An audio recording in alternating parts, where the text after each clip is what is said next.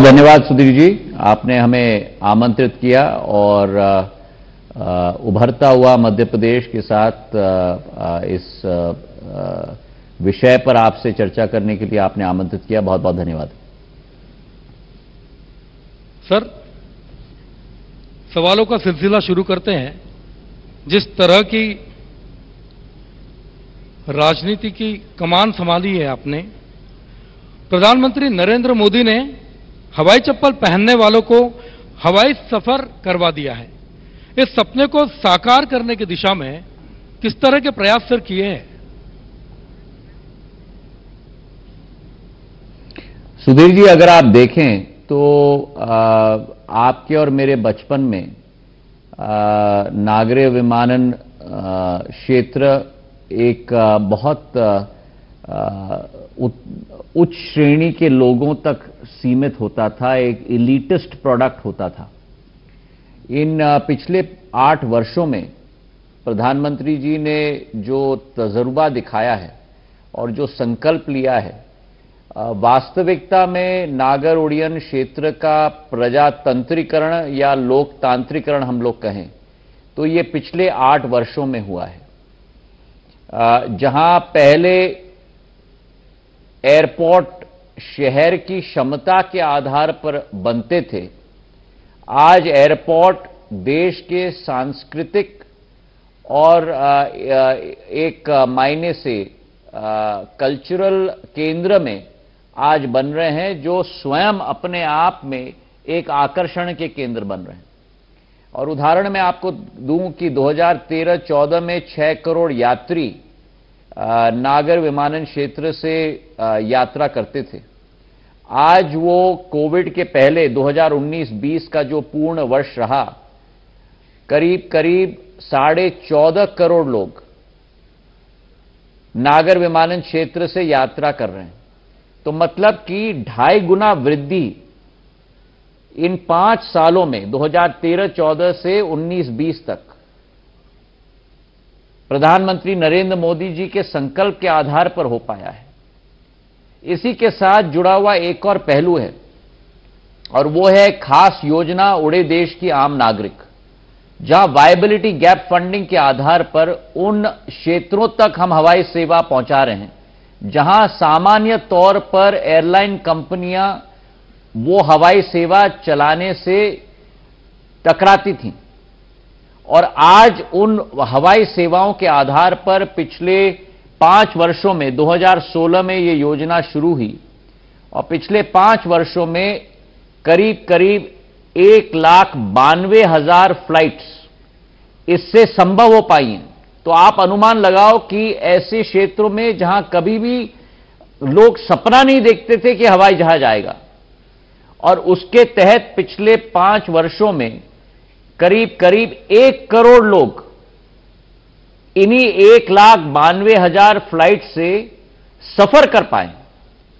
तो जो लोग जमीन पर बैठ के ऊपर ताक कर हवाई जहाज को देखते थे, वे लोग आज उस हवाई जहाज में सफर कर पाए, क्योंकि वायबिलिटी गैप फंडिंग के आधार पर 2,500-3,000 रुपए में वो सफर संभव हो पाई है। तो ये करिश्मा है प्रधानमंत्री नरेंद्र मोदी जी का। और इसका तीसरा पहलू जो मैं आपके समक्ष उजागर करना चाहूंगा कि इसके तहत जो लोकतांत्रिकरण हुआ है हवाई सेवा की, उसके तहत जो अगर हम देखें हमारा क्लोजेस्ट कंपेटिटर जो रेलवे है, और रेलवे का केवल वो भाग हम देखें जो वातानुकूल के आधार पर चलता है, क्योंकि हवाई जहाज में भी वातानुकूल होता है। तो एयर कंडीशन सर्विस अगर रेलवे का हम देखें, फर्स्ट एसी और सेकंड एसी, केवल यहां तक मैं सीमित कर रहा हूं, थर्ड की बात मैं नहीं कर रहा हूं जहां एसी ना लगे, क्योंकि हवाई जहाज में एसी लगती है। जहां रेलवे में करीब 18.5 करोड़ लोग फर्स्ट एसी और सेकंड एसी से यात्रा करते हैं, आज हवाई जहाज में जैसे मैंने कहा 14.5 करोड़ लोग हवाई सेवा से यात्रा कर रहे हैं। मतलब हम डिफरेंस अंतर केवल 4 करोड़ का है, लेकिन ग्रोथ रेट रेलवे का 5.6% है और ग्रोथ रेट हवाई सेवा का 10.3% है। तो आने वाले 8-10 सालों में मेरा अनुमान है कि फर्स्ट एसी और सेकंड एसी केवल रेलवे की, संपूर्ण रेलवे यात्रा नहीं, केवल फर्स्ट एसी सेकंड एसी से ज्यादा लोग हवाई सेवा से आगे चल पाएंगे। आज हमारी फ्लीट करीब 700 प्लेन्स की है, 100 से 125 प्लेन्स हर साल ऐड की जाएंगी। आज हमारे एयरपोर्ट्स जो 74 रहते थे 2014 में, 8 साल में 67 अतिरिक्त एयरपोर्ट बने हैं, हेलीपोर्ट और वाटरड्रोम 141 हो गए हैं। तो ये एक क्रांति आई है नागर विमानन क्षेत्र में, और इस क्रांति को हम जमीनी स्तर तक ले जाएंगे। आने वाले 4 साल में 141 से 220 तक ये आंकड़ा एयरपोर्ट्स, वाटरड्रोम और हेलीपोर्ट्स का हम लोग ले जाएंगे। ये विश्वास आपके दर्शकों को आपके द्वारा मैं देना चाहता हूं सुधीर जी। ये प्रधानमंत्री नरेंद्र मोदी जी की अधोसंरचना के प्रति एक संकल्प है, गति शक्ति के प्रति एक संकल्प है, जो एक सिंक्रोनाइज्ड इंफ्रास्ट्रक्चर के प्रति एक उनका विजन है। सर, भाजपा में महत्वपूर्ण जिम्मेदारियां मिली आपको, केंद्र सरकार में महत्वपूर्ण जिम्मेदारियां मिली हैं, लगातार आप दौरे भी कर रहे हैं, साथ ही आपने कई महत्वपूर्ण जिम्मेदारियों के साथ साथ यूक्रेन में जो आपने किया छात्रों के लिए, वो बहुत ऑपरेशन गंगा जो चलाया गया था आपके नेतृत्व में, क्या सर अनुभव रहा, कैसा सर वो था? देखिए, शायद देश के आजादी के अमृत महोत्सव हम लोग मना रहे हैं, लेकिन शायद ये 75 वर्षों में कभी ऐसी क्राइसिस इस बड़े पैमाने पर शायद कभी हमारे नौजवानों के साथ कभी ना आई हो। 22,000 हमारे बच्चे, युवाओं और युवती दोनों, यूक्रेन में अटके हुए थे।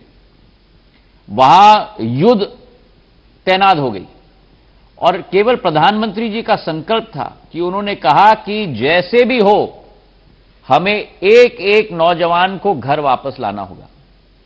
और हम 4 मंत्रियों को उन्होंने निर्देश दिए कि आसपास के पड़ोस के 5 देशों में आप जाओ, वहां पूर्ण रूप से मोबिलाइजेशन करो। वहां की सरकारों के साथ हमारी बातचीत और वार्तालाप भी हो रही है।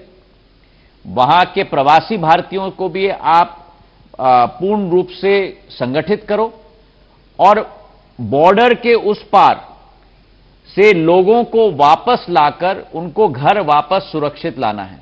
और केवल एक वाक्य सुधीर जी उन्होंने हमको कहा था यहां से निकलने के पहले, कि आप तभी वापस आएंगे जब आखिरी जहाज में हमारे सारे छात्रों को आप लेके आएंगे।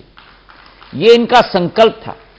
और शायद भारत में ऐसे लौह पुरुष, ऐसे संकल्पित व्यक्ति नेतृत्व में शायद पहले कभी ना आए हों प्रधानमंत्री जी के जैसे।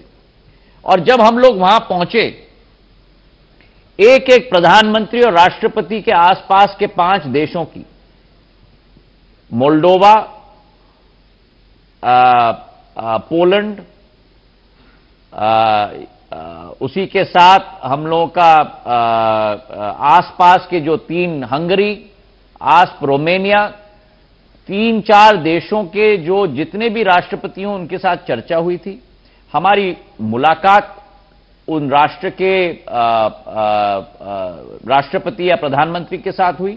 उन्होंने कहा कि आपके प्रधानमंत्री ने हमसे चर्चा की है, हमारे देश की सारी सुविधाएं आपके लिए तैनात हैं, ताकि आपके नागरिकों को आप वापस सुरक्षित ले जा पाओ।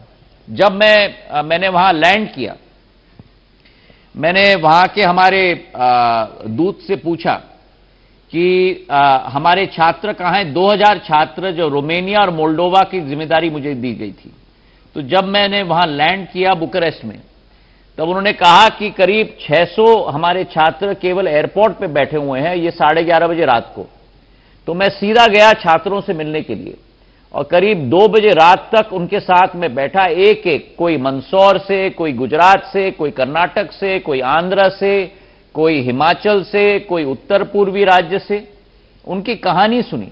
और इतनी मार्मिक कहानियां थी उनकी कि कैसे चल के आए हैं, किस तरीके से भारत सरकार के दूतों ने यूक्रेन में भी और इन देशों में भी उनको मदद किया, बॉर्डर के इलाके से कैसे उन्होंने क्रॉस किया।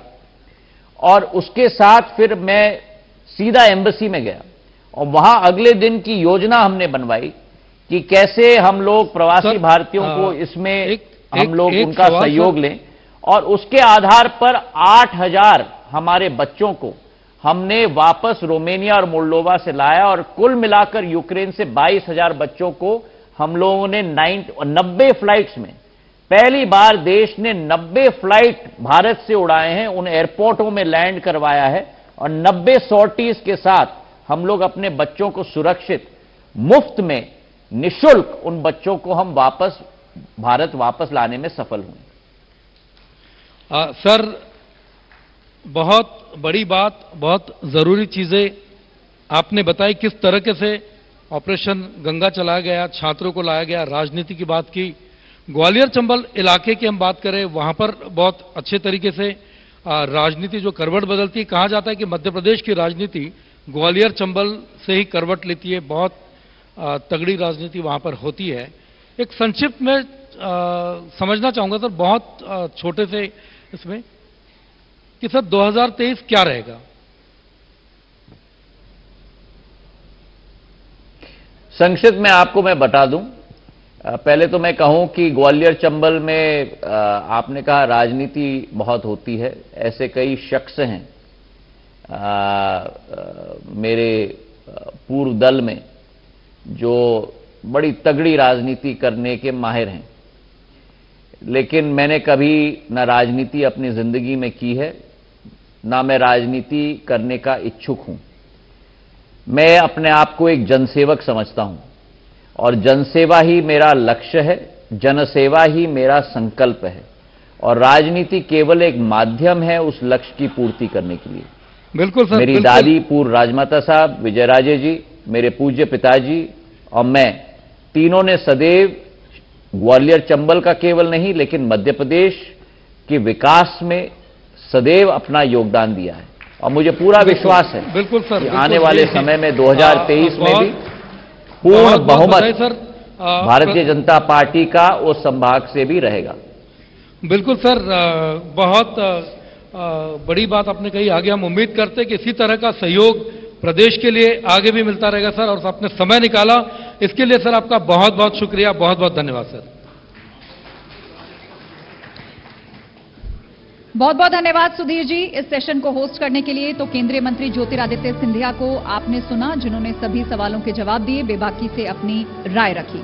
और अब वक्त है हमारे अगले सेशन की तरफ बढ़ने का, जो कि बहुत ही दिलचस्प होने जा रहा है और उसका नाम है कांग्रेस का टाइम कब आएगा। हमारे अगले मेहमान कांग्रेस पार्टी के वरिष्ठ नेता होने के साथ साथ मध्य प्रदेश के पूर्व मुख्यमंत्री भी रह चुके हैं। डॉक्टर मनमोहन सिंह की सरकार में केंद्रीय शहरी विकास मंत्री की जिम्मेदारी निभा चुके हैं। इतना ही नहीं, लोकसभा के सबसे लंबे समय तक सेवा करने वाले